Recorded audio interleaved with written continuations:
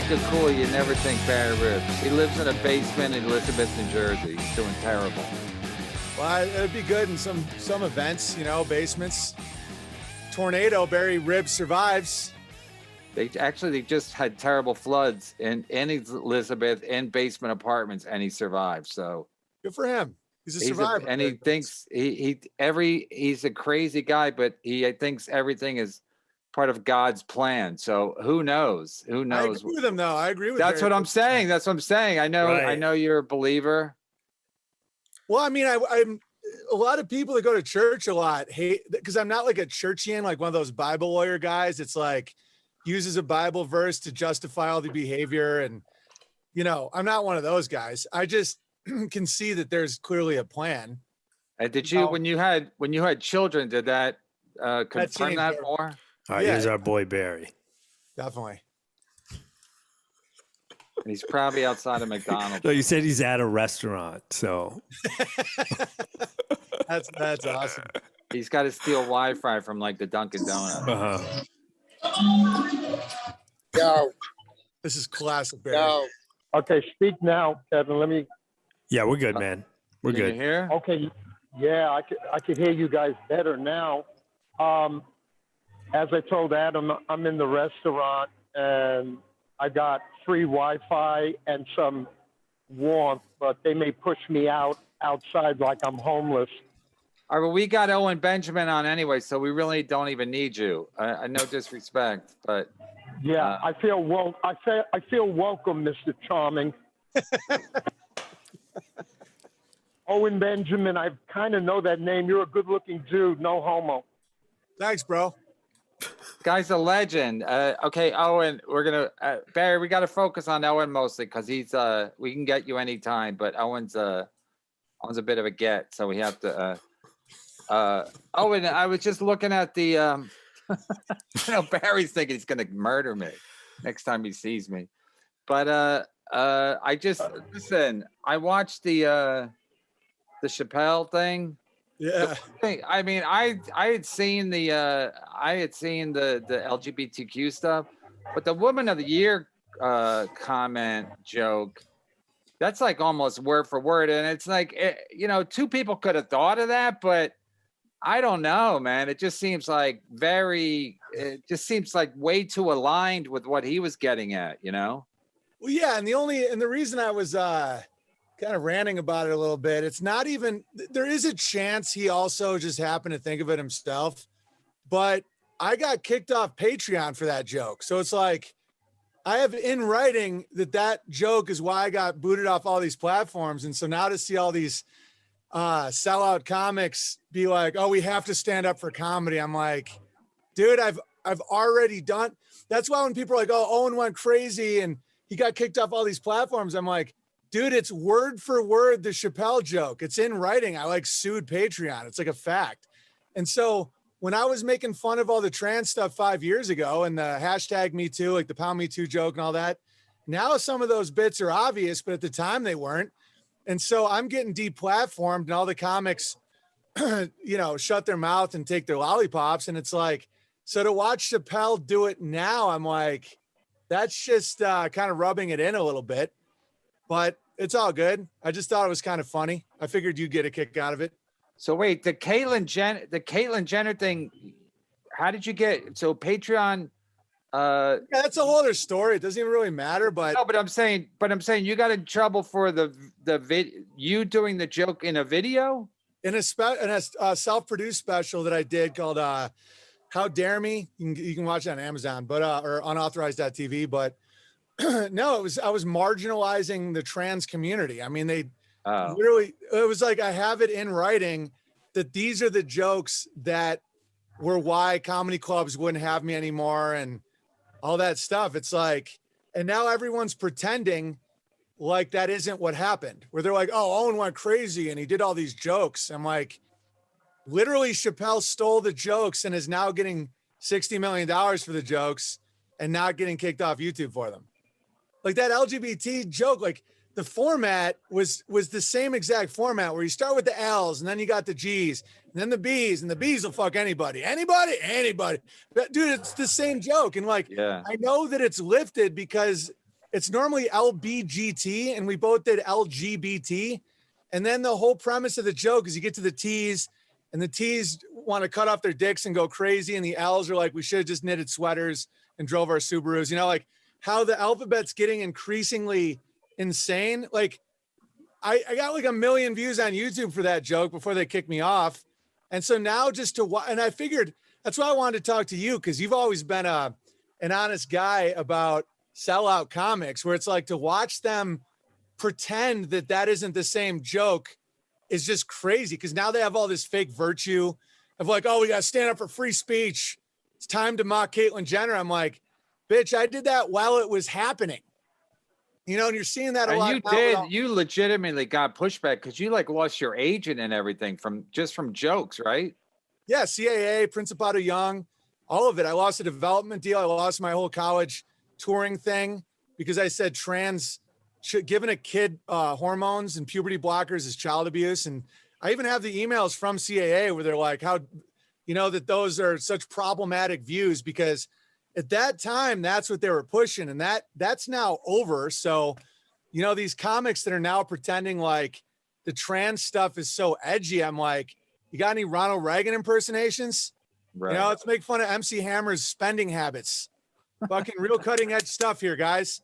And so it's like, oh, there's such a truth teller. I'm like, dude, it's a joke, you know, but the good news is it got me to a point where I didn't have to rely on that system anymore. It's obviously like kind of sucks now.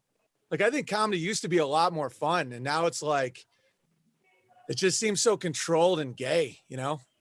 Well, it's weird that Chappelle gets, I mean, it just, I don't even know if this is your point or if it's my point, but like the comics will literally gravitate towards anybody who's the most popular, whether it's Rogan or Chappelle, and they'll just, even if he's wrong, like I sent Chappelle a text after he won the Emmy, I think in 2020, he won an Emmy and he did a speech about, you know, critics, this is a learning, what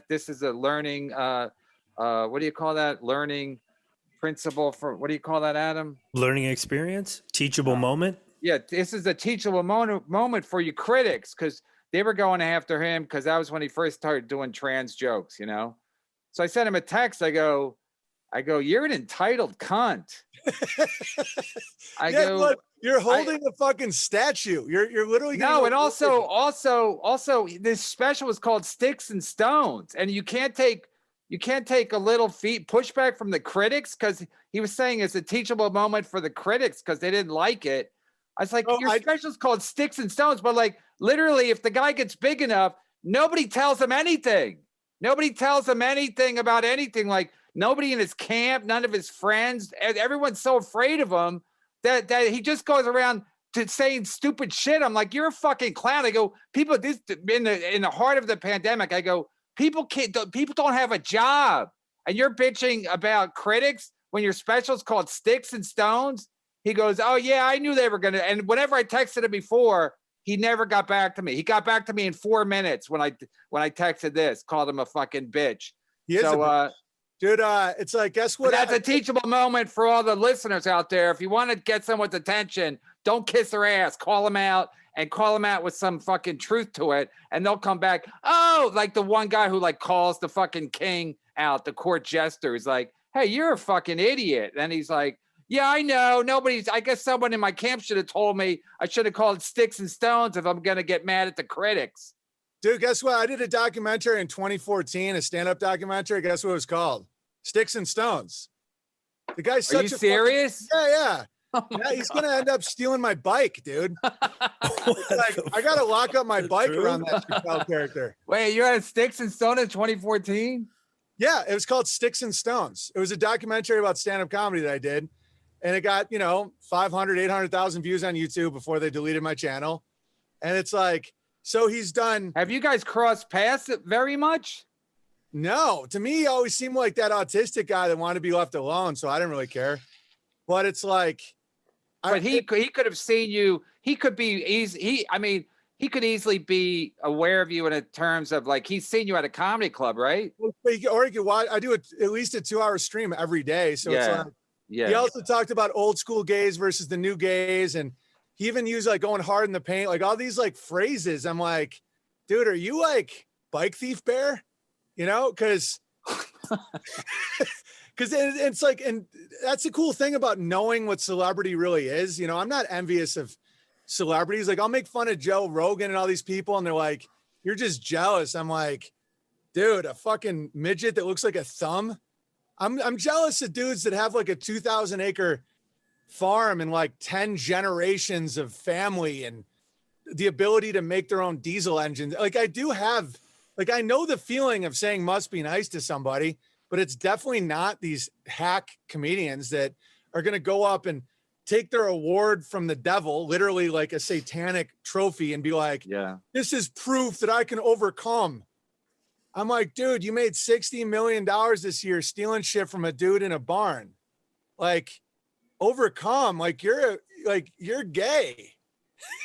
It's the same with like talent famous. That's why it's so cool you do that, because I say the same thing about the gay stuff, because people are like, oh, do you hate the gays? I'm like, I don't hate any gays. I'm like, you're being disingenuous if you pretend that anal sex is healthy, like that you don't end up in a pair of Depends diapers wondering why you never had you know. I'm like, that's insane to me. Like it's an act of hatred to like pretend that that's totally fine. Like to rollerblade around in a parade, taking MDMA and banging each other behind a dumpster is like classically unhealthy behavior. And like, you know, I used to like hook up with a lot of chicks, and looking back, I would tell myself that that's unhealthy behavior. It's not that I have any problem with like gay people. It's just like you make fun of crazy behavior. And so when people just immediately say, oh, you're just jealous of Chappelle, or you just hate this group, I'm like, obviously that's not it. And so, you know, I just wanted to chat with Plus, you when about people say you're jealous or you're envious, it's like, first of all, that's a normal human emotion to envy people. Like if somebody has a hot wife, you might envy the guy, be like, I want to have sex with that guy's wife, but it's like, it's still normal. It's not like this crazy, like people always say, I'm bitter. Oh, I'm jealous of your brother. It's like, my brother looks like he has AIDS. Like, so even if I was, it's a natural emotion. And to get back to your point about gay people, my son, who's 9, they went to the Pride Parade where we live outside of New York City. People who listen kind of know where I live, but I don't want to say it again. Anyway, so they had a Pride Parade. So my daughter, who's like 13, and my wife, who's like a big for years. I guess we got to take that out, Adam. Anyway, so they're watching the parade, you know, and so there was one guy with I wasn't there, but one guy with no clothes on, and he just had like a jock strap or something. And so my son was telling me later he wanted to leave, and my daughter was like, why you people can wear whatever they want. And my son's take was, he's not wearing anything. So that's what he was. So it's a natural emotion to be taken aback when you're wearing, like when a kid reacts that way, like he's not wearing anything. That's why I'm not. It's uncomfortable for me because it's not normal for a guy. That's great that's the way he's expressing himself. He can wear whatever he wants, but he's not wearing anything, which is a pretty good take as a 9-year-old comic. But also like, he's right. He's not wearing anything. So why should he not be offended by that? Why don't imagine just a don't dress like that because it's not normal. Right. Imagine a strange guy going up to a 9-year-old and flashing him and wearing a jockstrap. That guy goes to jail. Right. Because it's under a rainbow banner doesn't make the act any different. I think that's why I've had a comedic mind in my life is not because I'm necessarily super funny. It's like, I'm just a few steps back looking at the broader picture. Like, what is a movie? It's like you go into a little black box with a bunch of strangers watching depictions of horror, and you're like shaking, and you're stuffing fucking corn and grain into your mouth like a cow. And then you leave pretending everything was fine. It's like trauma control stuff. And so one way to control kids is sexual trauma, where you expose them to this crazy shit, and then say, oh, if you have a problem with it, you're full of hate. It's like, okay, whatever you want to say is fine, but my kids are not going to be exposed to that. And that's why people said I was crazy because I left Los Angeles when we had our first baby, and now we have our fourth on the way. And it would have been crazy to me not to be like, hey, buddy, that's just a guy jerking off on the street. That's totally normal. I'd much rather have him collecting eggs from, like my kids collect our breakfast. We have, chickens and cows and alpaca and goats and greenhouse and community and protection. It's like awesome. And it's like, oh, Owen lost his mind. It's like, if that's losing your mind, then fucking great. But plus, when that even more fucked up because he's stealing from a crazy person. Yeah, and of course everyone like agrees with Chappelle. Everyone just agrees with whoever's the most popular comic. So like even when people started to say like, when you went at it with Rogan, whatever that was about, it doesn't really matter. But like I know like Theo Von and Whitney Cummings, they all piled on you because it's like they're trying to virtue signal for Rogan, like, look how loyal we are to you. We're gonna shit on the guy that's coming at you a little bit. Like he doesn't even need it, but they're so they can't help themselves. It's like whoever has the most juice, they like, how can we prove our loyalty to you, master? Exactly. Yeah. It's like, and Whitney Cummings be more worried about the fact her face looks like a melted candle. Like that. Yeah, it's scary. It's like, dude, that's talk about living in a underworld. And so, yeah, they are just a school of fish that will go anywhere the power is. And that's not real power. Real power is being able to like make your own food. And I know that sounds weird, but it is. It's like, there's nothing more powerful than having one tomato and getting 100 more tomato plants out of it. It's like that. I know I'm getting a little metaphysical, but like, no, it really is not. It's first of all, even if we thought you're weird, you're not even wrong because we're in a pandemic. So you should be able to grow your own fucking food. Wait till the food starts shutting off, man. This is just the beginning. I can barely get toilet paper where I live. Dude, it's like, wait till the food prices get nuts. Like it's already inflating, but it's going to get to a point where, it's going to be like Weimar, Germany, and a loaf of bread's $1,000 and people are going to be like, oh, and Benjamin is so crazy. Meanwhile, They're wife literally to you like Woodstock. I know, and I'm going to be at my own gate. I'm going to be like, show me your Twitter in 2018. If you talk shit, you don't get any goat milk. Because there we go. This dude, man, I'll share my goat milk. I got a herd of goats. And it's like, hey, dude, you've never had milk until you've had unpasteurized raw milk. It's why I'm 6'8". It's because I've just eaten like a Viking my whole life. And meanwhile, you got all these little Rogans scurrying around. And I'm not even anti-Rogan. I'm glad that he's calling out, the medical establishment. And sometimes he's funny, but the dude's no king, And so I'm gonna make fun of him if I choose to. And if that bothers people, that's fine. That's fine with me. If I choose to, I'll give them a cup of goat milk when the time is right. It's just I don't know. I mean, it's crazy that, it's crazy. Like if you have a natural opinion and it goes against the grain of like, what the status quo of show business, then people think you're mentally ill. They think you're mentally ill. Yeah. And the weird thing is we're supposed to do that professionally. I was, someone was, telling me that they were offended by some joke. I'm like, dude, if I was a middle school teacher, like an HR guy, or like if I drove the school bus, you have a total point. I'm literally a comedian. Like if we don't do that as our profession, we have no value. And that's why you're seeing so many comedians have no value. Like you have more value to me than any of those people you just named, because you'll say what's actually happening. And so that's the only value a comedian has. Other than that, like, are they worth millions of dollars in praise? So Whitney Cummings can be like, I fuck so many guys, bobblehead. It's like, nobody cares. That's why just being able to talk shit and say what's actually happening is the only value a comic has. Why else would someone who works hard pay money to hear someone talk if they're just going to say the same shit everyone else says? It's like, yeah, but that's what people are used to now. That's what it's becoming, because people are so used to that. Like at their office, like you can't say anything and that's unacceptable politically or office politics. So in the process, like comics, like I just see it all more now than ever. Like comics just pandering to the audience, especially in like the city clubs, because they want to get an agent, they want to get a Netflix thing. So you can almost predict what the guy's going to say before he goes up there. If he's gay, he's going to do all these, these jokes, or if exactly. if he's black, or if he's fat. It's almost just like, what Last Comic Standing used to be like, with that 20-second walk from the side of the stage to the mic. You already knew the lady's act, she was a fat black lady. You knew what she was going to say. So that's kind of how it is. And I was thinking last night that the last thing Norm Macdonald said, his last statement, was that comics shouldn't pander, which I thought was interesting. Like Lori Joe, his assistant, basically that was the statement that they read.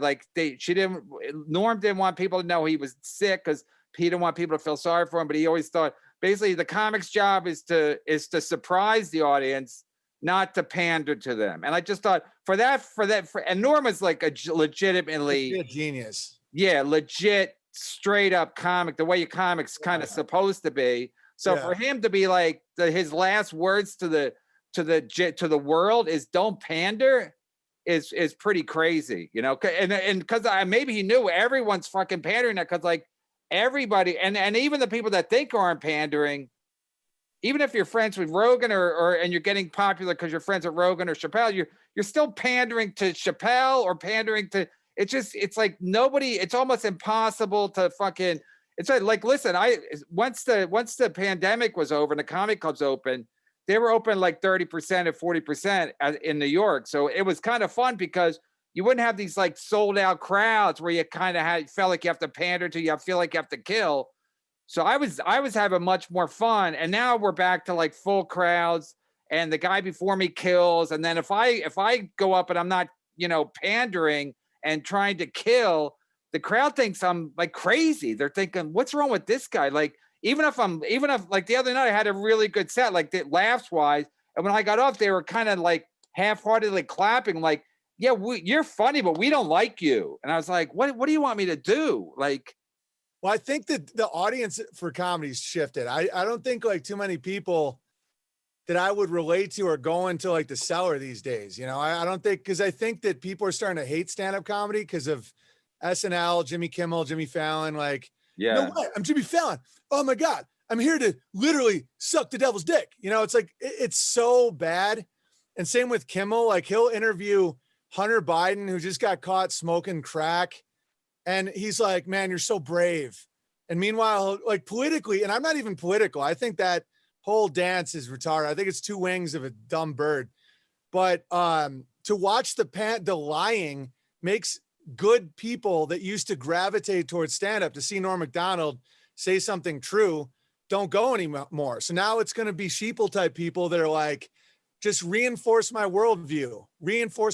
And those people make terrible comedy fans because it keeps you in a box, keeps them in a box. No one's having fun. It's like, and it didn't used to be like that. I don't want to sound like the curmudgeon, but back in the day, you would see people go up and you could tell they weren't trying to pander to anybody and they didn't give a shit. And they were like poor. And I think Netflix money kind of ruined it. It made comics start thinking that they were above it all, that they could be like rich, like Britney Spears or something.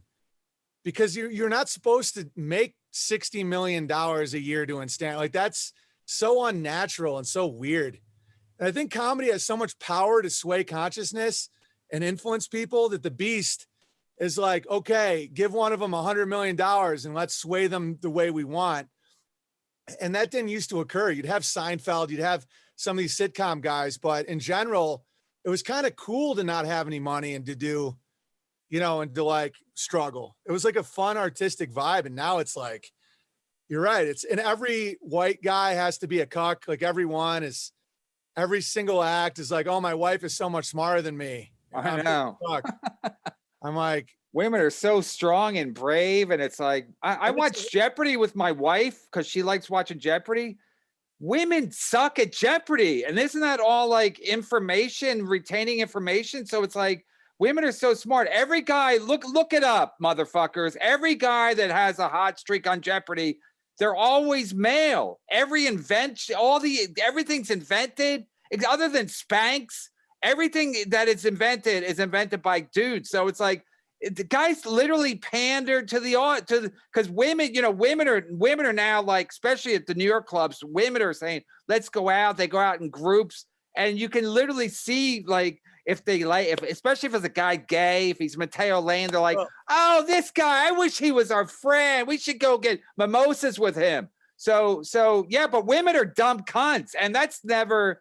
I mean, excluding our wives, of course. I'm just saying, it's like the fact that they think they're amazing because they make a little money now is unbelievable to me. They're very depressed. Those type of women are like not having a good time.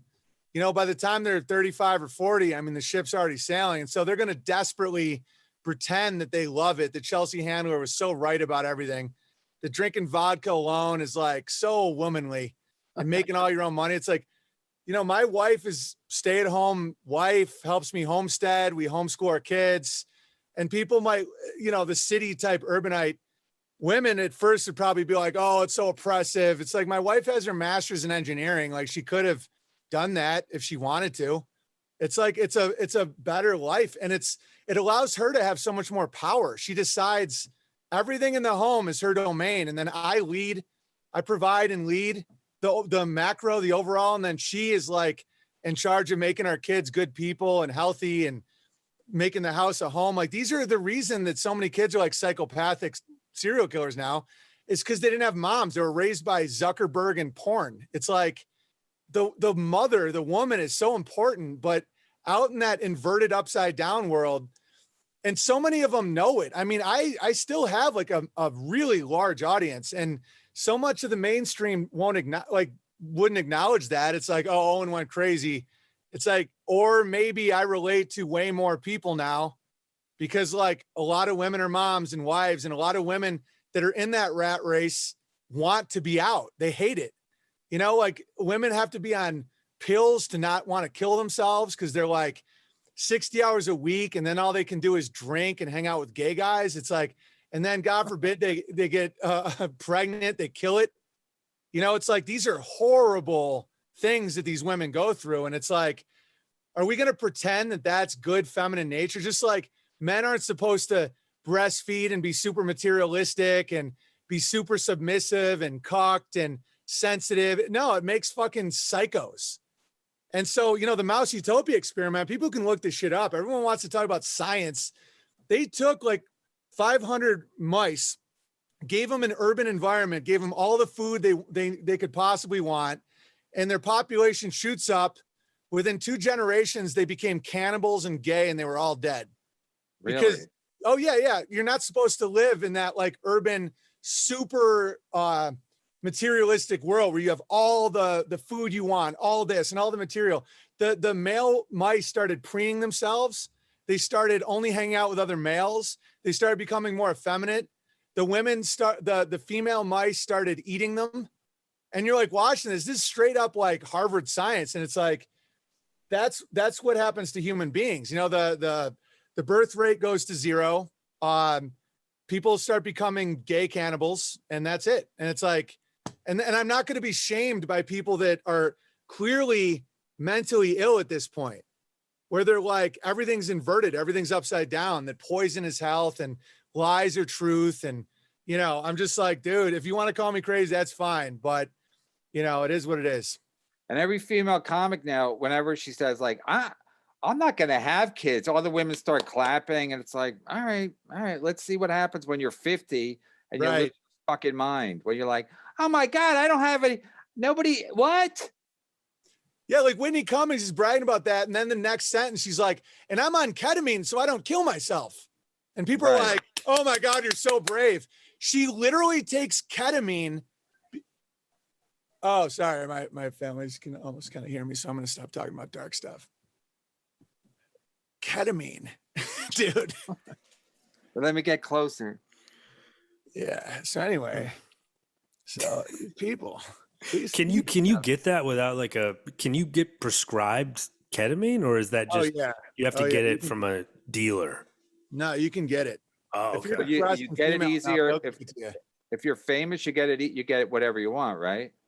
Yeah, I mean, they prescribe all this stuff. I mean, it's like, look at Brody Stevens. He was on every like one of these antidepressant pills imaginable. And like one of the side effects is suicidal tendencies. You know, no one wants to talk about that pandemic. You know, the avoidance of reality is making people sickly depressed.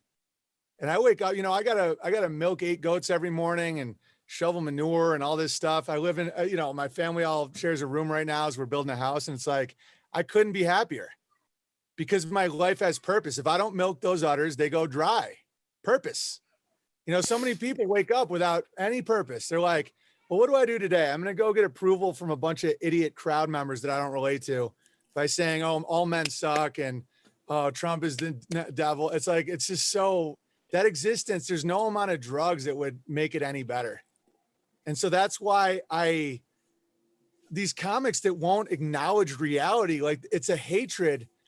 You know, in the Bible, it says like, spare the rod, hate the child. And I don't beat my kids with a rod, obviously, but like the concept is without guidance or discipline, it's a hatred. It's like saying, I don't love you. It's like their own audiences, they're going to bring on these awful journeys down to a place where there's no truth, try to sell them promo code boner pills, you know, like Joe Rogan does. And then that's it. And it's like, okay, that's it. And it's like, that's a hatred of your own audience, in my opinion. Listen, I'm worried about your family. So wait, I just talk really loud. No, they're fine. They're already outside. So wait, you're building, are you building the house or are you having someone do it? I got guys to help build the house. Yeah. But I'm building a campground up like an hour north. I did a documentary, if anybody wants to watch it, buildingbeartaria.com, where we crowdfunded land and just started building cordwood cabins. And it's a place to have like meetups and potentially shoot a special. I mean, the future is totally bright. It's just people have to stop lying to themselves. You know, like there's a lot of good people in America, like tons. But let me ask you a crazy question. You could never like become like a cult leader, right? No, I don't. I actually don't have the personality for it. I thought you do because you're like Barry Ribs, who I guess bailed, said his first take on you is that you're handsome, which is good for a cult leader, but you also have a very strong personality and strong conviction. So, but you don't think you could do it?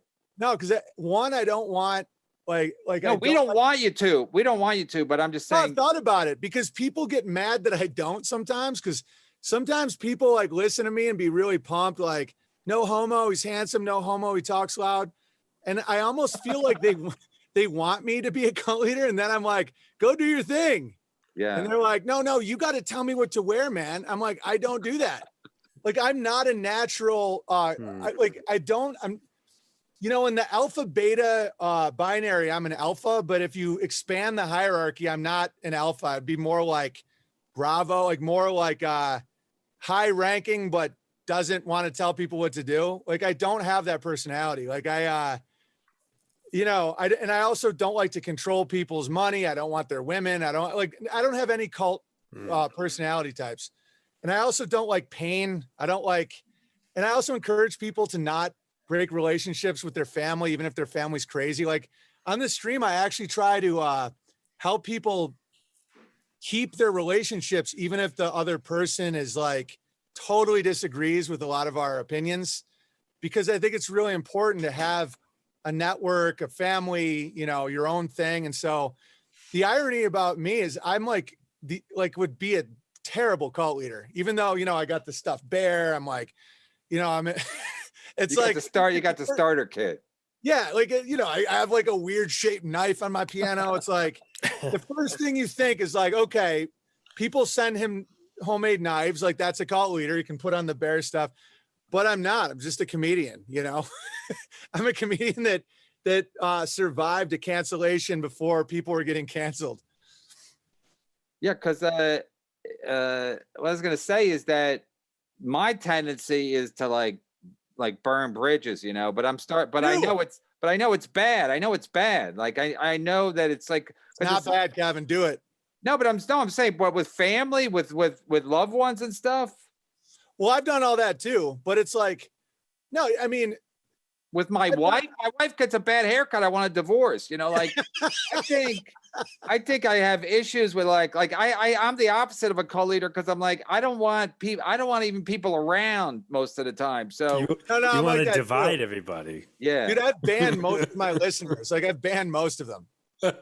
Like it's like the whole customer's always right thing, or like if someone just supports me, it doesn't give them any points because I'm not narcissistic. I know it sounds weird, but I'm just not. Like if someone's like, man, I love you so much, and then they act weird, I'm like, you got to go. And they're like, but I've given you love. I'm like, I don't need it or Yeah. want it. Plus they want something from you. They want something from you. Yeah. And it's how they can try to control.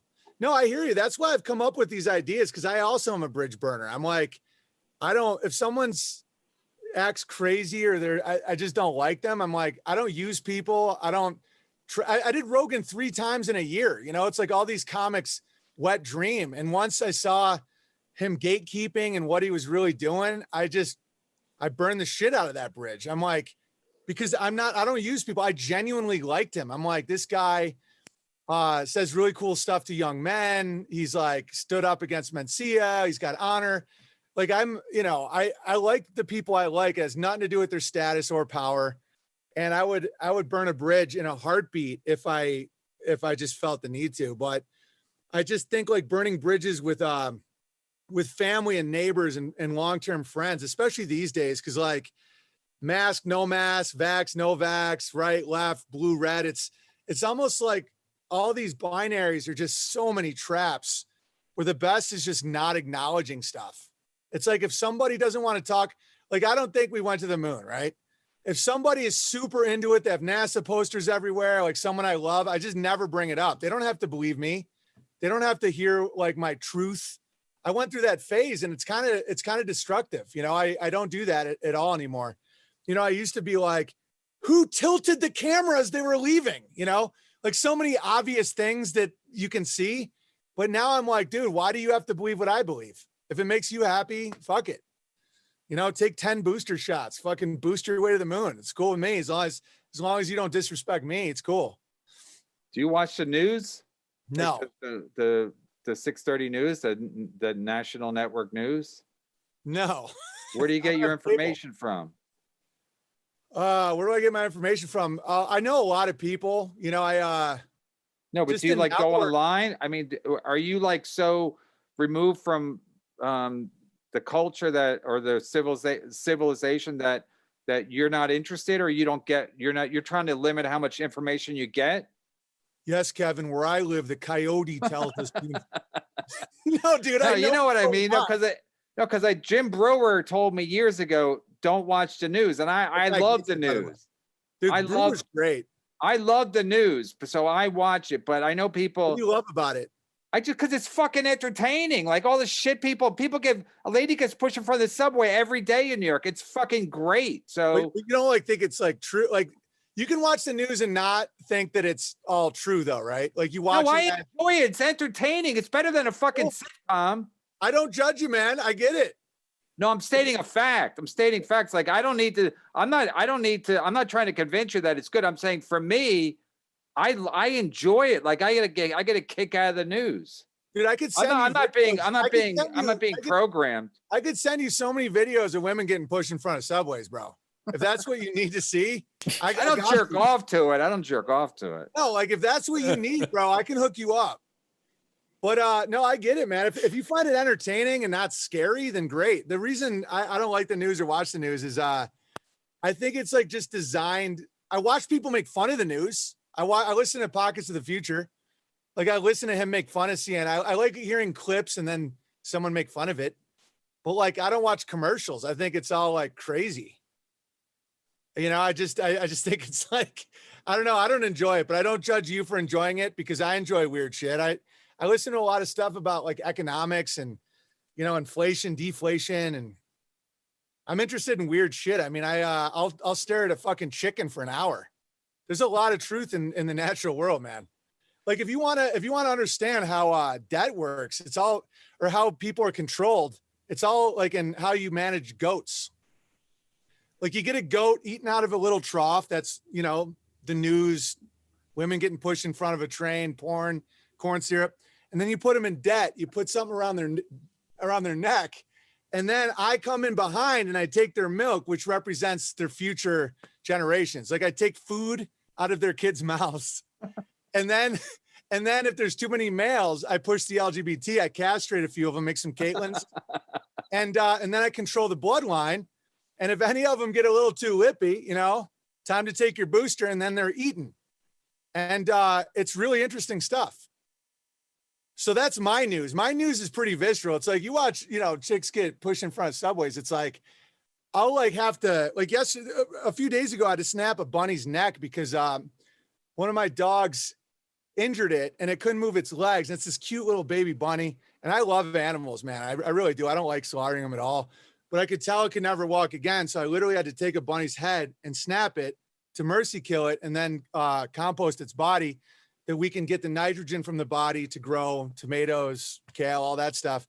And so that type of shit makes the news look retarded. It's like, you know, it's like, here's a lady getting pushed in front of a subway. I'm like, dude, I just had to snap a fucking bunny's neck. Like, I'd much rather sit by the fire and contemplate life, you know? Yeah, that's too real though, snapping a bunny's neck, you know, like that for me.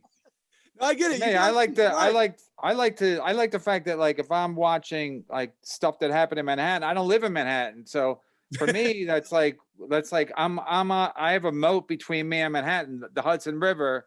So I feel like I'm a little removed from it. So I kind of watch it. It's like, oh, that's entertaining to see all the shit because they want to live in Manhattan so bad. It's not all. I mean, a lot of people go there to work, but I'm saying like the focus is Manhattan, and I'm like, Manhattan's a shithole, and you're gonna get pushed in front of the subway because you're listening to fucking Joe Rogan on your headphones or whatever fucking podcast. Pay attention while you're on the subway platform so that you can hear people coming from behind you is gonna push in front of the fucking train, you know. Dude, so there's a lot of shit going on. So I enjoy it. I just listen. I couldn't do what you did because I'm not man enough. I'm not even gonna lie. I'm not man enough to like be a man. Like I was talking to a comic. I'm not gonna say his name. Maybe it doesn't matter. But he's been on the show, and he has a baby mama that was Hispanic, you know, and my wife's Hispanic. So we always kind of commiserated on that. And then they were having problems. And then he was on stage the other day. He was talking about now he has 3 kids. And I said to one of the managers, I go, why is he lying? And he only has 1 kid. He goes, no, they got back together. Now they have 2. And then they have she had another one before they met. So I asked him when I got off stage, he's telling me, he goes, yeah, we got back together. And I didn't have time to ask him exactly why. But anyway, I said to him, I go, you're a real man. Because most guys can't do, because he's doing well in show business. He could be banging other bitches. But to your point, I think he like woke up to the fact that like this is not what real men do. Like real men like do manly stuff. I say the most manly thing you can do is like is to stay in a marriage because nobody wants to stay in a marriage. Like I want to fucking leave right now, but like I know that would be like, and I know at some point my son would go, why'd you leave? Why'd you guys get divorced? I go, I don't know. I got sick of your mom. He would just be, and I know he'd look at me like, you're a baby and a bitch.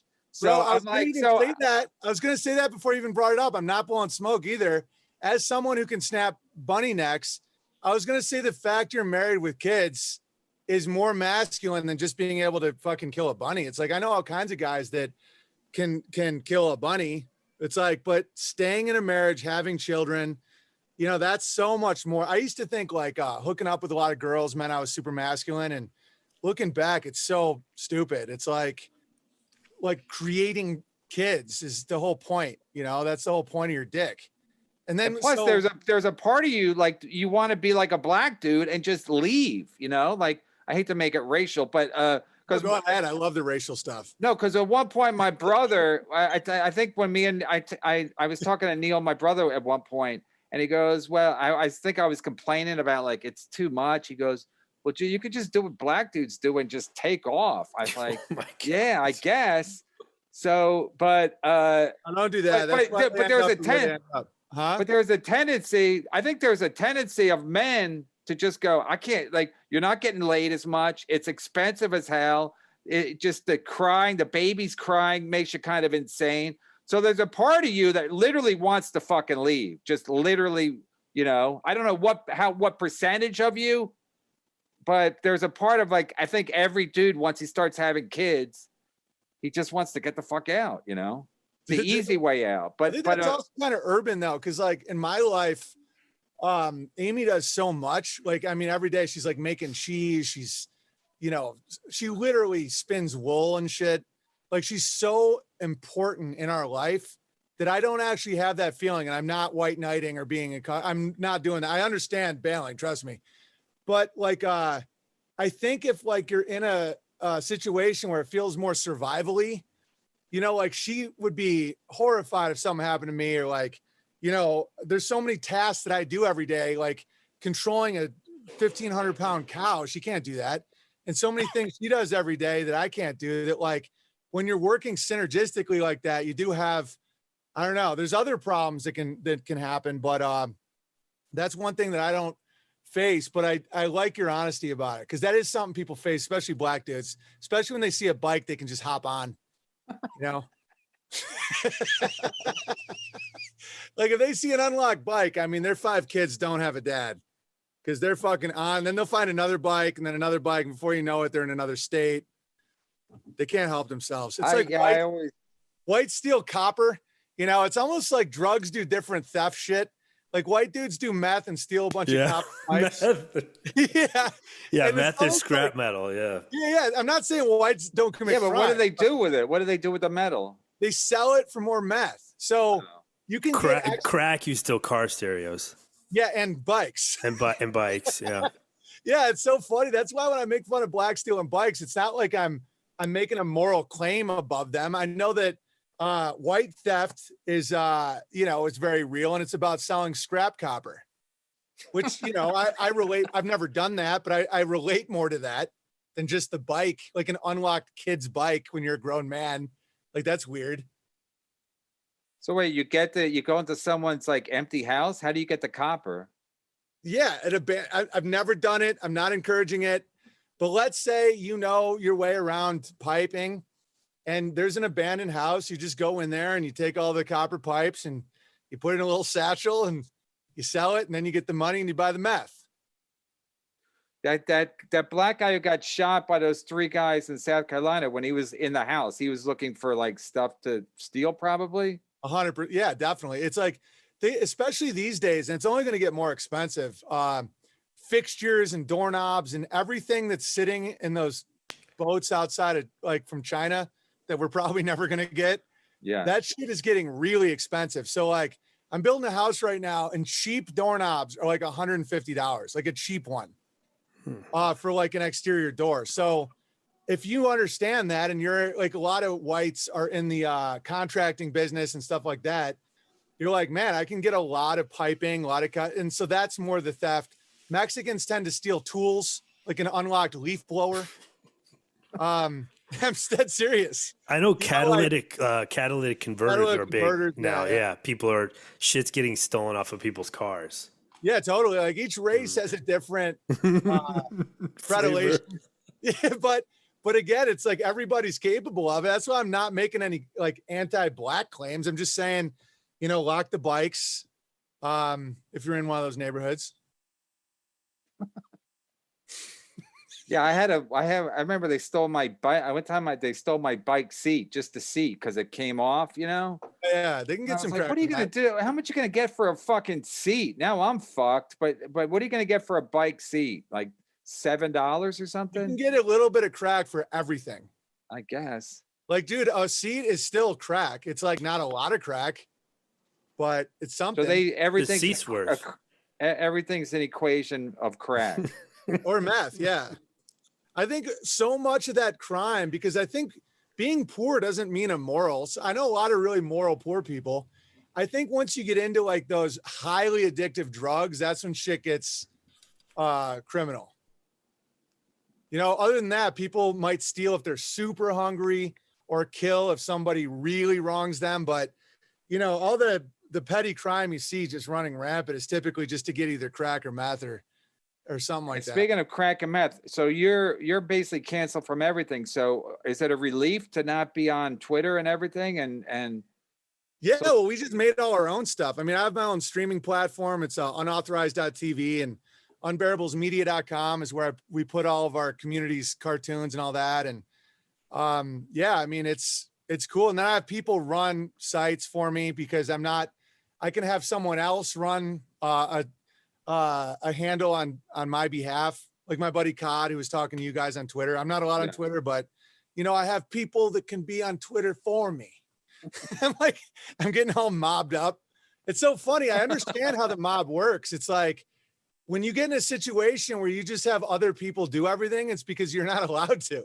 Right. You have some godfather who's like, my friend is going to come over with a package. It's like, why can't you come over? Because I've been kicked off fucking YouTube. But it also really spawns you to create more. My PO box is where people could send like funds to help get this shit built, and it works great. Yeah, don't people send you like gold and stuff? Not gold, but like silver coins sometimes and shit. Some seeds. They hand make me a lot of stuff. Handmade, knitted hat. Like half that shit behind me is all like that. For people that say I'm anti-Semitic, by the way, that American flag was sent from a Jew in Israel. His dad got it in World War I, and then they moved back to Israel. And so I just make fun of everybody. And if people think making fun of Jews means you're anti-Semitic, they don't understand comedy. It's just like, and I'm not going to explain it every time. Well, yeah. Like, why did the guy send you the flag? Because he likes me. He thinks I'm funny. Yeah, but he bought it in Israel. No, that was his grandfather's flag for serving in the American military in World War I. Oh, and then they moved back. Like after World War II, they all emigrated to Israel, and he's kept it this whole time. And he was like, "Oh, you're my favorite American" or something. Like basically, like he wanted me to have it. And like beautiful shit like that happens all the time. Like if you look around there, like that's a handmade axe. All that stuff's handmade. People have written books about me. They've like published books about my story and stuff, like a lot of art. These bears were all sent to me. That's why it's like, oh, you're a cult leader. I'm like, dude, someone sent me the bear. I love it, but I'm not like, culting up. And that's really cool. That's why I like the physical shit, is because like, someone made me a bike, like a little bike. It's hilarious. Well, wait. So if you have to do shows, where do you practice? Do you work out material anywhere? No, when I tape a special, it's the first time I've ever done any of it. God, you must be really being fucking locked in. Then what's gonna kill. You know what to close with, but you have music, so you're gonna close with music. But well, it doesn't really matter. I mean, it's like this is what I have to say, and it's almost like the exact opposite of pandering, to the point where it's almost a little bad. I'm like, dude, this is funny, whether you laugh or not. I'm taping my special. It's the first time I'm doing it. I'm taping it. Yeah, my last special was like the 5th time I did it. Maybe it's called what's it called? Not How Dare Me. It was You're Doing Great, Kid. It's at unauthorized.tv. People can watch that if they want. But I taped it in a airport hangar because I wasn't allowed in any theaters. I'd rent a theater. I'd spend $5,000, rent it, sell it out, make a profit, and then the week of, they'd say you're not allowed. You're the bad man. You hate trans people. I faced the actual bigotry that Chappelle lies about.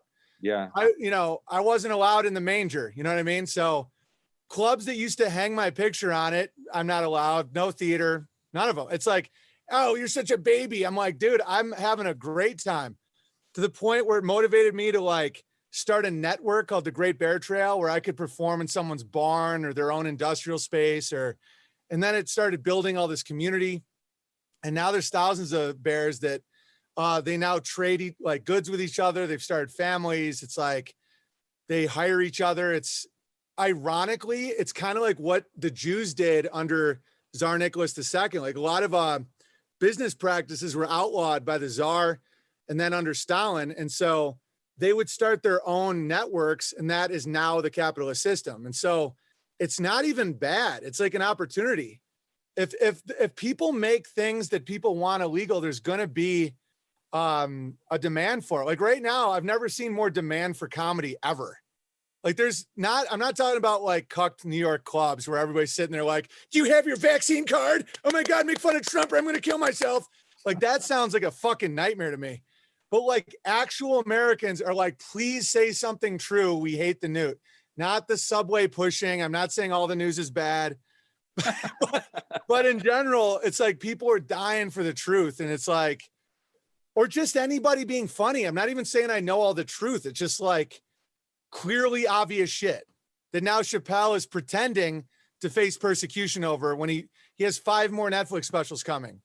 I'm not allowed to be in theaters where the week after they were doing Chippendales dancers because of jokes I did that now Chappelle is doing for money. It's like, yeah, I think Chappelle thing is like black privilege, because if he was white, I think he would be getting in a lot more trouble. But again, like if you're black, if you're gay, you buy yourself the ability to say shit and not get into trouble. Like people can say I'm wrong, but I'm not wrong. Like I just see it in comedy clips. Like if you're a woman, if you're gay, you have a limp, you're black, if you're just a white dude saying stuff, they're like, no, thank you. And that's also why a lot of comics pander, because you're not allowed to say stuff as a white guy. But if you were black, I just do. Yeah, you do. Yeah. But you're milking a goat too. So it's like you do stuff a lot of people don't want to do. Yeah, you got to explain to a 9-year-old what a gay dick is. I'm gonna take my teeth. No, you're doing way better. You're doing way better. I'm just fucking around. But you're also man. No, but you're also a handyman, right? No, I'm also not really a man. No. But I'm saying, but you were good before you went there. No, I wasn't. That's the thing. You didn't know how. At 36, Really? I couldn't build a ramp for my kid's monster truck. Oh, I thought you were like raised in the country. No, I was knew how to do all this. I can do tree work, manual labor, stuff like that, but I don't know how to build a table. I don't know how to change. I don't know how to fix a faucet. Like, not at all. Well, I mean, you could though. It's just research, really. Now I can. Yeah, I know how to learn. Yeah. It's like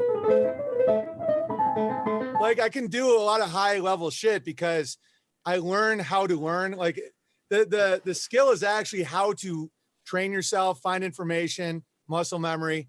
The skill isn't the skill. The skill is how to acquire skills. So it's like, that's why YouTube's a blessing. I'm not even against YouTube, even though they kicked me off. Because you can find out how to do anything on that shit. That'd be a great commercial for YouTube right there. Yeah. And they kicked me off, but I still recommend it. You can learn a lot of stuff on YouTube. No, I'm dead serious. I'm like, I know. It'd be crazy if he got kicked off so much you couldn't even watch tutorials anymore. They're like, bro, my wife isn't allowed on Airbnb. What? Yeah. I'm not allowed on PayPal, Venmo, Vimeo, Twitter, Facebook, Instagram. It's like, oh my God, we're so oppressed. We're fat black people. It's like, dude, my wife, I've committed no crime. I have no criminal record, nothing, zip. My wife, for just being married to me, who, by the way, is half Hispanic. So it's like, oh, he's such a white supremacist. It's like, okay, my half Hispanic wife is not allowed to have an Airbnb account. And I'm not pandering at all. She's mostly white, in my opinion. I look at the positive.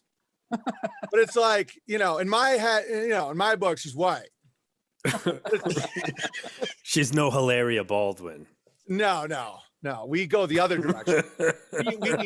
we encourage not talking about that part.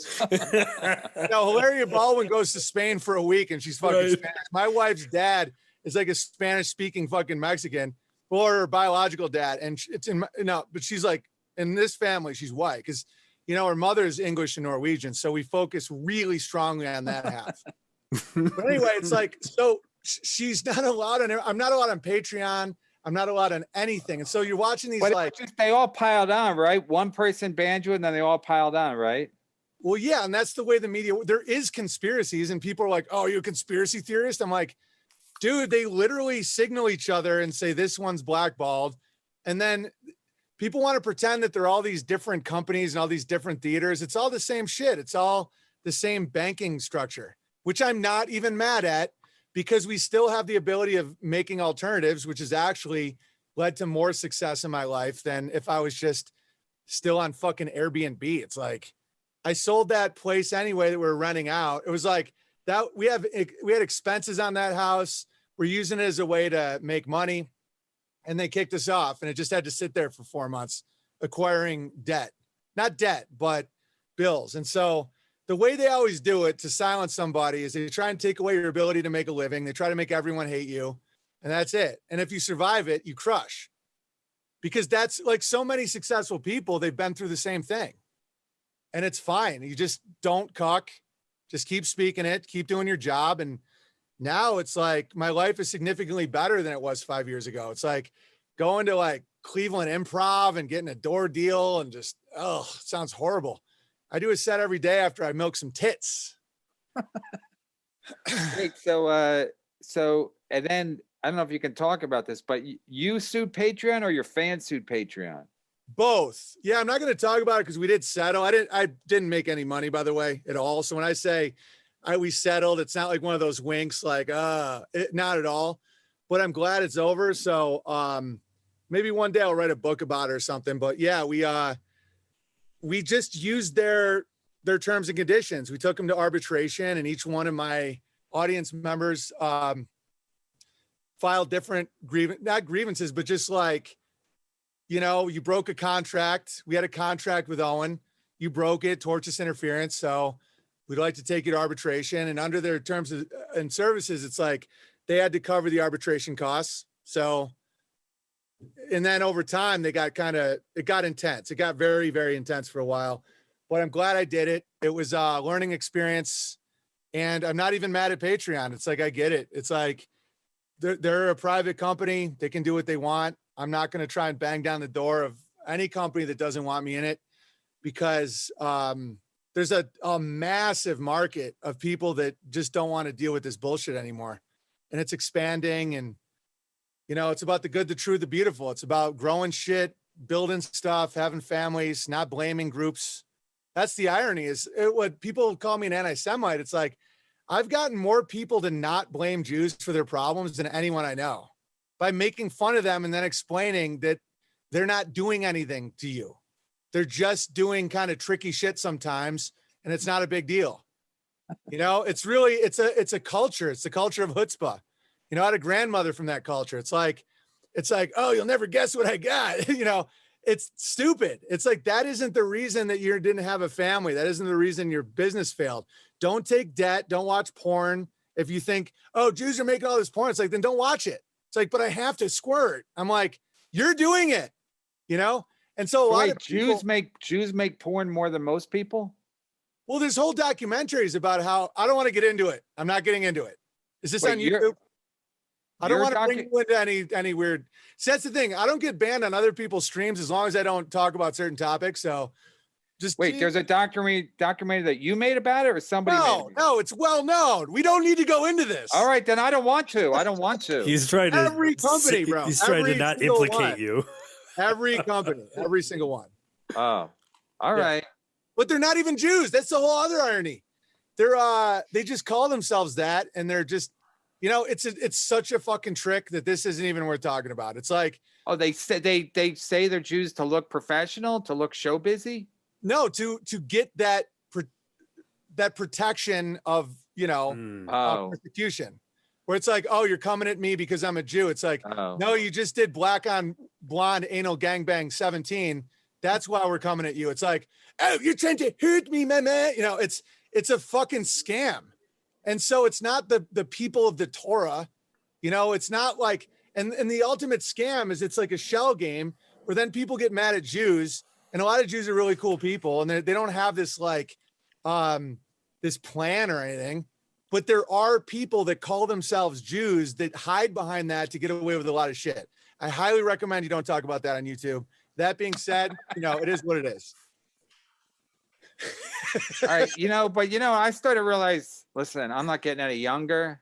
I'm starting to realize everything's a scam. So that's why I don't get mad at scams. Like, yeah, me everything's too. a scam. Like women are a scam. Women are scam, and they're not even trying. They're not even aware of their own scam.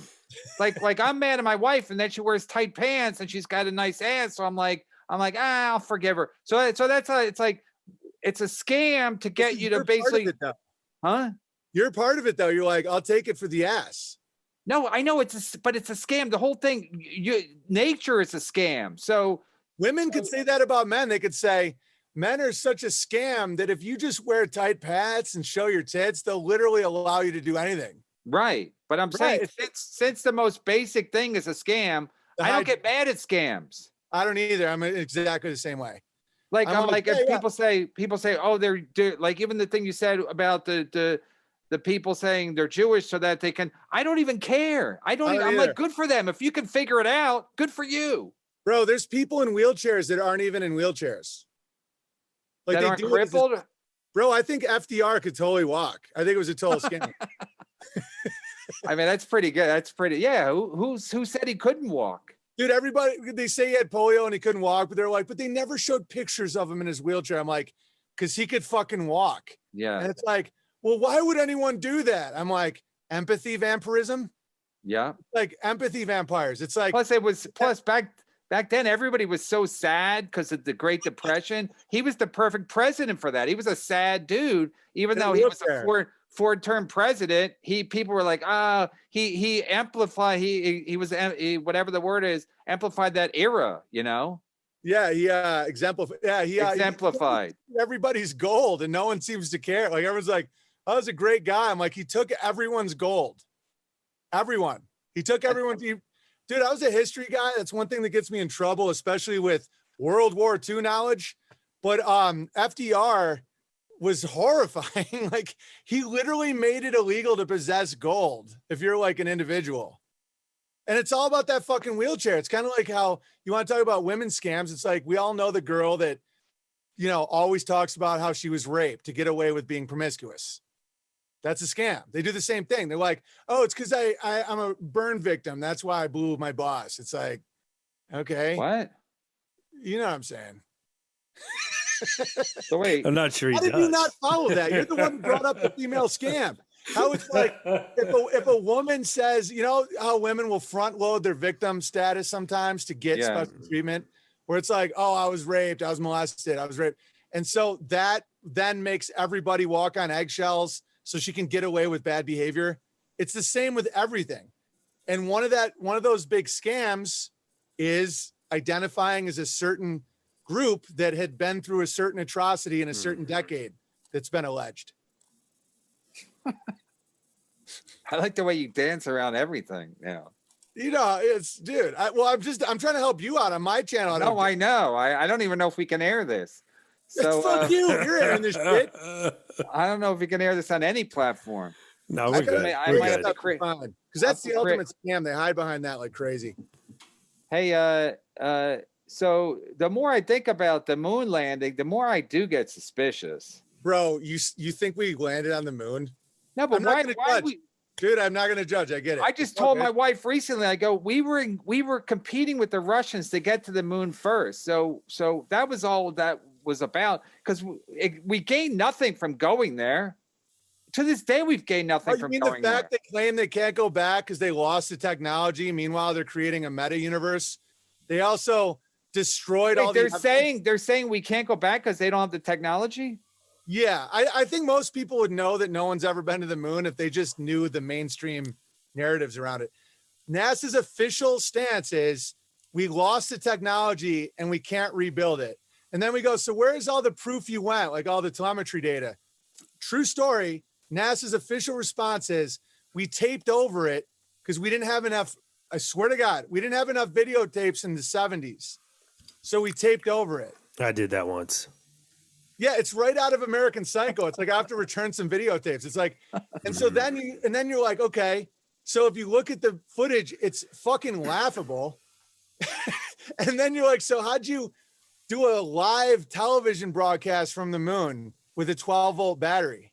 And they're like, oh, it's the technology. I'm like, so where's the technology? We ruined it. Because a local TV station needs what? 40,000 volts to like broadcast around Dallas?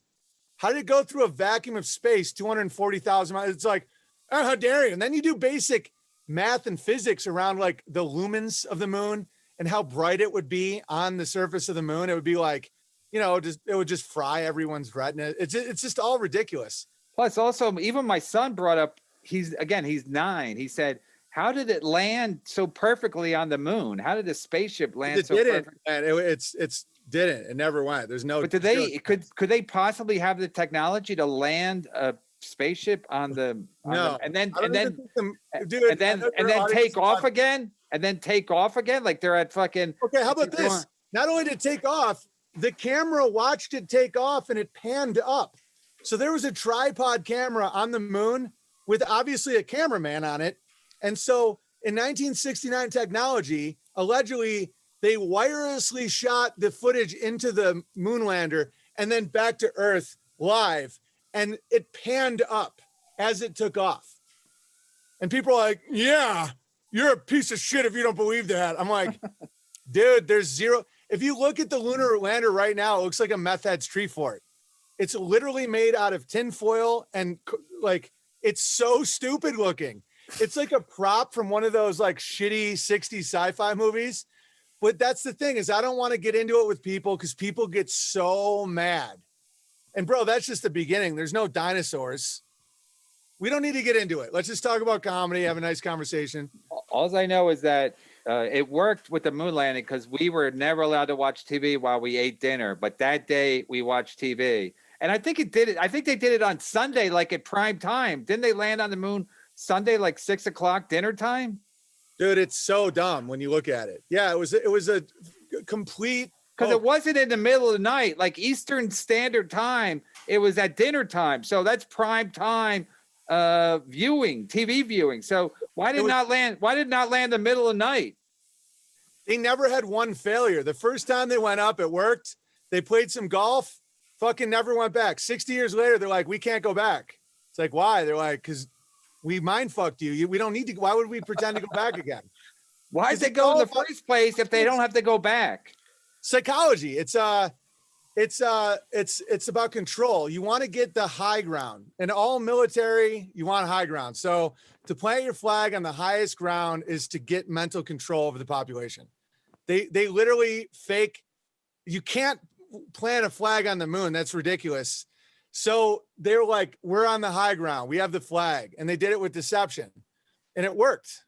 And it made a lot of people retarded. Then MTV did it. Did they use it in their dude, I want to get into some real shit. You know how the metaverse is coming out where you have the goggles and the suit, like Ready Player One?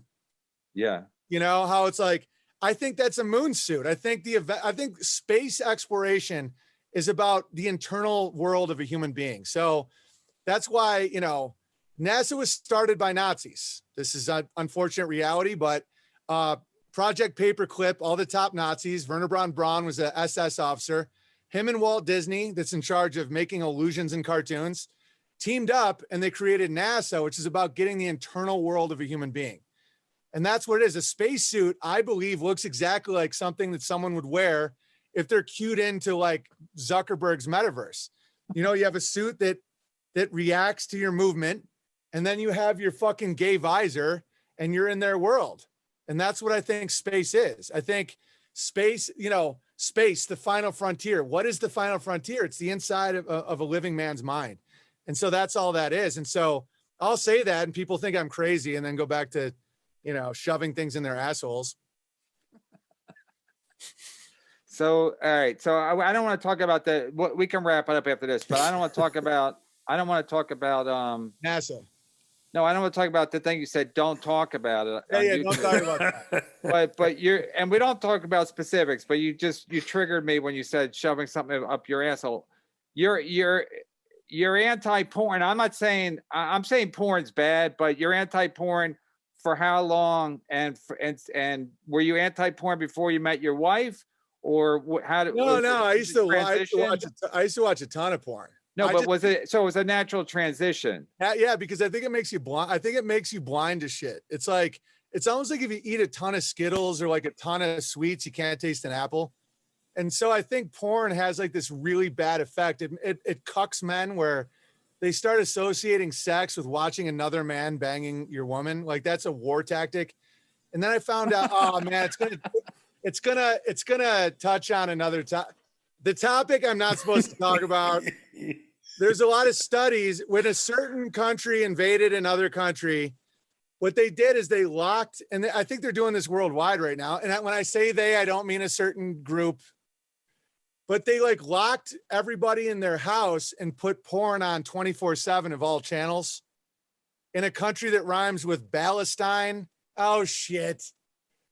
All right. Anyway, so and the reason they that could be anything. Exactly. Palestine. Everyone knows about Palestine. It could be anywhere. Anywhere. And so I saw the application to war where, you know, they dropped. That's why everybody's so pumped to get porn and trans bullshit into Pakistan, because it breaks the fighting spirit of the men. And yeah, it's absolutely a war. It's a war tactic. You drop porn on a pop, and people are going to get so mad at me because they're so addicted. These are the type of topics that get me deplatformed from places because, you know, people get so mad. They're like, don't take away my pornos.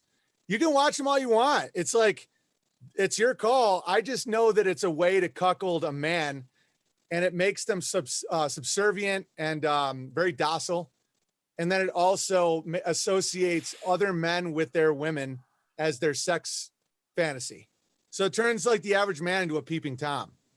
And I don't want that in my life. You know, I'm a man. I'm not going to say there isn't, like, I don't sometimes want it, but and I really don't though, man. Cause when I used to do Sam Tripoli's porn shows where we do shit with porn stars, like stand up, you find out most of them are like totally fucked up people. And so then you find out how many of these porn girls were trafficked or like killed themselves. And it's a pretty big boner killer, you know?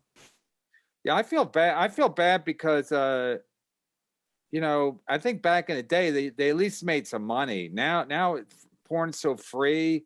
I mean, free porn is just basically accessible anywhere. So in the meantime, these girls just, they're like giving away for I know they get paid, or they go to strip clubs or whatever, and they go out like on to make money like comics do, but still it just seems like they're almost like competing to be the biggest whores. Like I'll do this and I'll do that. So to get the views, and it's like, it's sad. It's sad. And like, yeah, they think they're winning because like people are like, you know, they look hot, but like once they're done, they're done. They're just like human garbage, human waste. Oh, yeah. And it's like, that's why there's a big shift right now, is because that really is happening. And so the inversion is taking place, inversion, where a lot of young women want to be like my wife now. They want to bake sourdough, and because that's now seen as unique. In a world of whores, like the one who isn't the whore stands out. And so That's the beauty of it. And it's also like, as someone who runs his own streaming software and service, it's crazy expensive for that amount of servers and streaming HD to have like 1 billion hours of HD porn for free. There's no business model around that. So you have to ask yourself, who's paying for it and why? And the answer is very obviously a group of people that I don't know who, and I don't care. I'm not placing blame.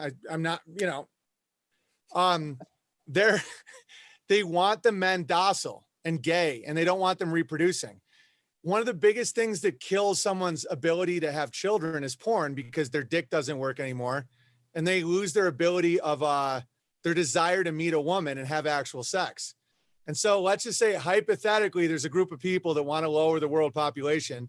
One of the best ways to do it is pump as much free porn into someone's phone as possible. And so that's why I tell young men to stop watching porn, because their life does get better. They're motivated to find a woman, you know, and they can't just get drunk and watch visually watch what it would be like to be a sultan, you know, when you're just like a cashier at fucking McDonald's with no motivation, you know? And so you stop watching porn, you get more testosterone in your body.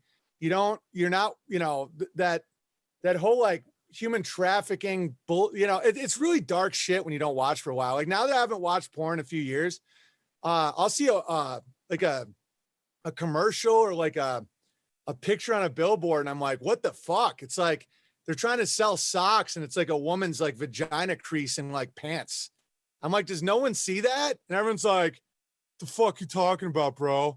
Because they've been beating off all day, you know? And I'm like, it's kind of like not being able to taste fruit. Like modern fruit is so filled with sugar that if you taste like how a carrot is in nature or an apple is in nature, you think it's bitter, but back in the day, you'd see it as really like a treat. And that's why people are so fat and gay now, you know? Yeah, though it does desensitize you. You just think Exactly. you almost take it for granted. You just think there's naked women everywhere fucking. Exactly. Yeah, desensitize you, and then you're not as like into it. You don't have boners. You don't have that like masculine vibe of like I want to protect my woman, have my children, have a herd of animals. No, you're just like a blob. You're like, oh my god, I squirted again. I'm gonna listen to Joe Rogan and fantasize. It's like so gay, man. And dude, it's coming from a guy who used to have windows of porn open, just because I go extreme with everything. Like I'm an extremist. So like when I was into that shit, I went deep. I'm like, I love this shit. This is great. And then when I saw it for what it is, I'm like, I won't watch a second of it. And my life's gotten a lot better from it. I do think that you get more comfortable with confrontation, because I think watching a lot of porn makes men like cuck and be like, I mean, I would say something, but like, I didn't want to get in trouble. It's like, what? And they're like, I had to wear a mask. I mean, I have to come and dude, I've never worn a mask. I'm not wearing a fucking mask. So you're saying Some interesting parallels. Well, you're saying, That's a fact. It's like, go ahead. So you're saying if you masturbate less, you'll have more confrontations, natural confrontations. Well, yeah, but the people end up backing off anyway. It's not like I get in a lot of fights, but I'm like, not just you, everybody. You think there's well, there would be more like standing up to nonsense. Like a grown man putting a mask on to walk into a restaurant and then sit down and take off his mask and put it back on when he goes for his little pee-pee break. And that isn't even possible in my world. It's like, I've never worn a mask since this thing started. No one's fucking putting a mask on my face. And so many guys can't imagine that. They're like, just fucking get along, man. We got to squirt later, Yeah. Plus, if when you ejaculate, your testosterone level naturally drops, right? Yeah. Yeah. Totally. You're depleting yourself. Yeah. Yeah. If it keeps and dropping, and selenium, and two of the most, I don't want to get too into this, but two of the most valuable trace minerals, selenium, which not having enough of it causes literally depression, and potassium, and a lot of electrolytes. And so every time you launch, you literally are robbing your body of minerals that you need to not want to fucking kill yourself. That's why when people are constantly whacking off, they get desensitized, depressed, sluggish. Sex is the opposite. Sex will raise testosterone. Sex will it has the opposite effect. And that's why you should always launch in the woman, because then she gets your energy. I know it sounds weird coming from a guy who's about to have a fourth kid in like 5 years. It's like always launch. Don't waste it. Don't spill the seed. All right. Well, congratulations on your fourth kid in 5 years or however many years. That's pretty amazing. Oh yeah, that's why people want us beating off, because the population is like doubling around me. Are you trying, or are you just not doing anything? Yeah, I love having kids. No, but are you at some point, you're not trying, you just don't care if you have more kids? Yeah, I just see sex as a way to enjoyably make the world taller, and like if I didn't have a bunch of kids, it would be such it'd be such a waste. Yeah, I mean, I have kids, so I can't, I complain about my kids, but if it was just me and my wife, I couldn't even imagine how. You a black guy, you would have stolen a bike and gotten out of there a long time ago. Yeah, I think you're right. 100%. 100%. Because even I joke, like when I drop my son off at college, I'm just going to keep driving. I don't know where I'm going, but I'm not going back to be with my wife. Just the two of us sitting there. Dude, they don't even have to go to college, dude. Get them into trade school. Get them to do something valuable. Yeah, I agree. I didn't fucking finish college. I think college is again, college is one of the great scams of all time. And again, if they could, scam. Yeah, if they can, they're pulling it off now. Now they're getting a little nervous because less people are going to college, but especially during the pandemic. To the blacks, because they ran out of whites to fall for the scam. That's why everything's about black scholarships and shit. They just want to get blacks in debt. It's all about debt, and it's not even racial. Like when I say blacks, I don't mean like the people doing the scam even give a shit about white or black. They just want as many. My parents taught college, and they watched as the average SAT at Oswego State went from 1,300, 1,100, 900. It's not like 700. Like they want anyone to go to college because debt makes slaves. And so they can indoctrinate people for 4 more years. Dude, fuck college, man. And then parents get all stressed out. They're like, how am I supposed to pay for college? I'm like, dude, give them 10 grand as a business loan and then have them like start something that can really give them freedom and prosperity. It's like to go learn that Columbus was a rapist for 4 years as you get herpes. It's like, it sounds like a nightmare. First of all, they're taking fucking the Thomas Jefferson statue. They're removing it. I think it's in City Hall in New York City. It's like, first of all, because he owned slaves, it's like everybody owned slaves. He was probably a great man. Leave the guy alone. How about the guy who's sleeping at the bottom of the statue, the homeless guy? Why don't you focus on these guys instead of trying to besmirch the fucking great Thomas Jefferson? I don't even know if he's great. I just assume he's pretty fucking good. Dude, he's awesome. And dude, I don't want to get you in trouble with YouTube, so I'm going to avoid my opinion. But I'll just, we're in slavery 2.0 right now. It's just based on debt. So that slavery was again, I'm not saying it was good, but how do I do this without getting you a strike? Yeah, I think Jefferson was a good dude. And I think the concept of slavery involving chains and whips and all that is just so people don't realize that right now they're indentured, because the real term is indentured servant. It's somebody that owes the landlord or the landowner their labor in exchange for a place to live. That's what slavery is. And if you don't think it's still happening, you don't understand how rent works in New York City. It's like, so you create a slave where you're like, oh no, you can leave anytime you want, but you still owe me $8,000 a month for this. That's why they all cuck. That's why they all do what daddy tells them to do, because debt is the slavery. And the fact you can't default or go bankrupt on student debt is the ultimate tell of what it is. You can buy a yacht and declare bankruptcy and be a free man again. With student debt, you can never declare bankruptcy. I had to buy my wife out of bondage by paying off her student debt. That's what 12 years a slave is, a joke about student debt. And it's like, that's what it is. And so people want to get mad at Thomas Jefferson because they don't want to admit they're a slave right now. And a man is a slave to his addictions before anything else. That's true. All right, we'll let you go. I guess Barry Katz is not coming back. Yeah, I think he got a little noisy at the restaurant he was at. No, see, I'm joking. Oh, Katz or Barry Ribs? Huh? Oh, what'd I say? Barry Ribs? Katz. Barry Katz? Oh, we just had Barry Katz on a couple. How's he doing? I don't know. He was trying to lecture me about. He kept calling comics artists, so I almost puked. I go, Barry, you got to stop. You can't call them artists. Like, please. It's making me sick to my stomach. So, no, but anyway, we had this guy, Barry Ribs, booked, and, he's always mad at us for whatever reason, and he doesn't talk much, and he's always does the show from like outside of McDonald's. So I figured, we'll ask you if you mind. We didn't know. And then when he dropped off, I was about to ask him if he had anything to say or any questions, because he doesn't really chime in that much anyway. So I thought he might want to listen to you because you're obviously an interesting guy. And Barry likes to think thinks outside the box. And then he dropped off. So he's probably super mad at us. But I know what I think happened with Barry is when he said no homo, he kept thinking over and over again, like, does that make me a homo? And he got in his own head and then just had to leave. Because when you say no homo, you're basically saying homo. It's like, hey man, you're really handsome, no homo. It's like, dude, if you hadn't said no homo, I would have been like, oh, thanks, man. But the no homo is like, yeah, you wouldn't even think about it. Yeah, it means that it's assumed, where it's like, right. Yeah, man, I'll pick you up at the airport, no homo. It's like, you think I'm gonna suck your dick in the car, dude?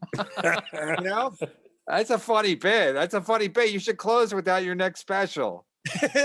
In the Idaho wilderness. No, yeah, that's a funny bit. No, I'll pick you up at the airport. No homo. What?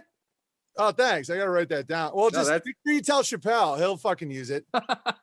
No, it's funny because it's like, yeah, you're right. You're implying the guy's thinking about it is gay. But why would you say no homo after I'll pick you up at the airport? No homo. It's like, huh? What? Yeah, it's like that means homo. All right, so we'll have to apologize to Barry Ribs. Any Barry Ribs fans out there, we apologize. That, he texted me. He said, "No problem. We'll reschedule." He's not mad. He's not mad. Right. I was totally down to talk to him. I had no problem with him being on. I think I think it got noisy because he said the restaurant might kick him out. Dude, so I think he got kicked out. I picture him putting on a NASA shirt, just getting really mad. Like as soon as I started talking about the moon landing, he's like, "This fucking piece of shit." Yeah, he's an interesting guy. I mean, he's got a lot of whatever. Anyway, all right, Owen. If you want, I know you've been plugging stuff, but do a slow plug so everyone can. Because I mean, I actually, my brother Danny, who's close to Neil's age, is a fan of yours. So he went. I don't know. He said he saw you at a live show. I don't know how recently, but he said it was great. And I talked to a guy who I don't want to say his name, but anyway, he says, you know, when you guys do shows, you sell out. So yeah, it's like a total illusion, man, to make it seem like that I got canceled and I'm so full of hate and all that. It's like, dude, if people and then, you know, sorry to cut you up, but like you're an extremely likable guy. That's why I asked about you want to be a cult leader, because you're an extremely likable guy. Even if people watch your live stream and they don't agree with you, you're still a pleasant guy you're an entertaining guy. So, that's what made the whole narrative so ridiculous is I was always known for being like likable and people like me. So when everyone's like, he's so filled with hate, I'm like, okay. And you nailed it, dude. It's somebody up on high that everybody wants to get the approval of, put down the word, or like they just try to get the approval of, and then they pretended that I'm this like bad guy. You know, am I cult leader adjacent? Yes, adjacent. I'm cult adjacent. But anyway, yeah, people can go to owenbenjamin.com for all my alternative platform links. And dude, it's fine. It's like comedians are supposed to be into alt shit. It's like alternative rooms. It's like, that's what made it fun. We're not supposed to try to get Mickey Mouse to want us on their you know, it's insane. So yeah, owenbenjamin.com, unauthorized.tv, bitchute.com/owenbenjamin, unbearablesmedia.com. You know, I'm on Telegram, VK, all that shit. Yeah, and just stay in touch with me and watch the streams. I stream every day at about 10 locations. I decentralized. And, where they watch the streams if it's every day? Every day. So it's where are they at? So unauthorized I stream at, and then they're uploaded at BitChute. I also live stream at VK, which is Russian Facebook. Russians get it. And then you're big in Russia. You're touring Russia. And then I have a YouTube channel that gets banned every like 2 weeks, so people have to stay up on it. Right now it's called it was Tea Time with Gary and Terry. Then I was ballooning with Lance and Tristan. You know, it's always like, you know, hidden. And right now it's Burn and Burner. But when you listen to this, it's probably already going to be banned. So the best thing to do is just go in the Telegram. This is coming out in like an hour. Yeah, so it might still be up. Oh, cool. Burn and Burner. Then I got a Twitch account that keeps getting banned as well. I'm not allowed on DLive anymore, even though I was their #1 earner. It's a fascinating time, and if people really want to get in touch with me, it's P.O. Box 490, Sandpoint, Idaho, 83864. The P.O. Box, the great people at, you know, the United States Post Office never fail. Rain, sleet, or shine, baby. No homo. Oh, I was going to say also is that it's like people could say, oh, you went off the deep end, but like, you're like walking the walk now. Like you're building your own house. You're raising a family. You didn't just go like, you didn't go crazy in Los Angeles and like you're just like weird. You're on like Twitter and Facebook all day. You're like doing shit. So you're like, you basically rejected Hollywood and Los Angeles and like metro style living.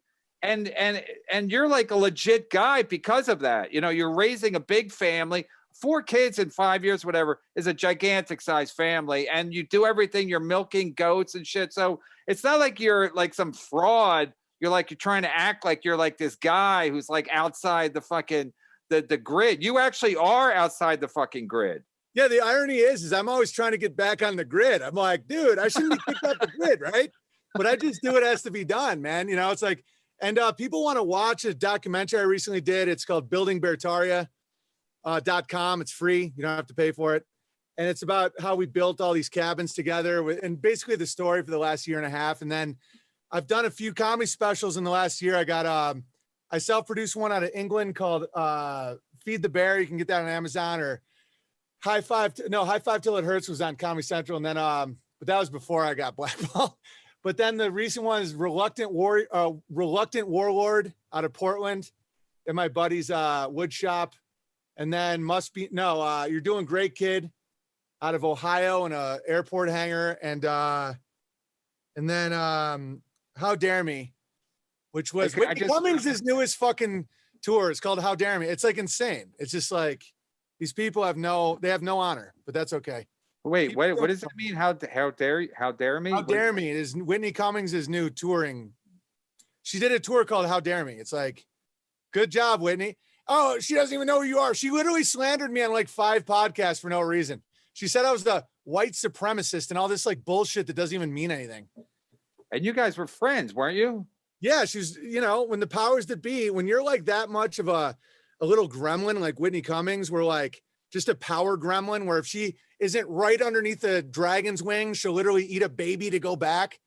Like that's kind of where she's at. And so those type of people will do anything to get back under that dragon's wing. And when I was going at the trans kid shit, and dude, Hollywood Elite got so mad at me for that. They're like, my 5-year-old is really a girl. Cause I called out a dude by name, which they hate. Yeah. And so, yeah, these little gremlins all do their gremlin shit. But, if she takes enough ketamine, maybe she'll smile tomorrow. So anyway, OwenBenjamin.com. What's that? We had Whitney's sister on our show, Ashley Cummings. What's going on with Ashley? She had a lot of things to say about her sister, Whitney. I bet she did. It's on our YouTube channel. You can watch it. It's actually pretty... It's on MLC podcast on YouTube, or YouTube.com/MLC podcast. Or you could probably just Google whatever. But it was Whitney's not a great person according to her sister. No, she's fucking terrible. It's like, who the hell is a comedian is getting kicked off everything with a little baby? Who the hell starts coming up with new lies about them? It's just, and dude, she did it with Bert Kreischer, and that giggly fuck just giggled along with it, which I noted. And then she did it with Theo Von, and she did it with Bobby Lee, and she did a whole tour of talking shit about me and saying, oh, he talks shit about comics. Meanwhile, her little butt boy, Chris D'Elia, gets in all this trouble, and she turned. Uh-oh. Did YouTube pull the plug on us? They caught wind. I think we lost Owen. Yeah, well, looks like we got to out. Oh, there he is. You back? Yeah. Okay, yeah. Sorry. Yeah, we lost you. We lost you when you got to Chris D'Elia. Yeah, she turned on Chris D'Elia so fast it was scary. Well, yeah, and that's somebody that was her biggest criticism of me, is that I talk shit about comics. I was talking shit about Joe Rogan for being a gatekeeper because I'm not scared of him, and I don't want the irony. It's like King Lear, dude. It's like, the irony about my relationship with Joe Rogan is I genuinely liked him. I didn't want anything from him. And so it's like, when I saw what he was, I'm like, oh, fuck that guy. Meanwhile, everyone around him, I guarantee, is like, oh, Joe, you're so tall. Oh, Joe, you definitely don't look like a human toe. You're so heterosexual, dude. You definitely don't rollerblade. and so like, that's the irony, is I got punished for fucking calling it like it is, but all they did is fuck themselves over. So I hope that Whitney takes some ketamine tomorrow and feels really good about herself. And I hope that womb of hers can still produce. I doubt it. Anyway, speaking of producing, you produced an hour and a half of fucking gold for us today, so we appreciate it. And send him stuff to his fucking PO box. I'm gonna send some stuff to you just to make sure it works. Make sure you got it. I love it, dude. Appreciate it. Send you like $50 in singles or something. I don't know. Bullets or seeds, whatever. Yeah, something. All right, Owen. We love you. Thanks for doing the show. All right, thanks for having me, guys. All right.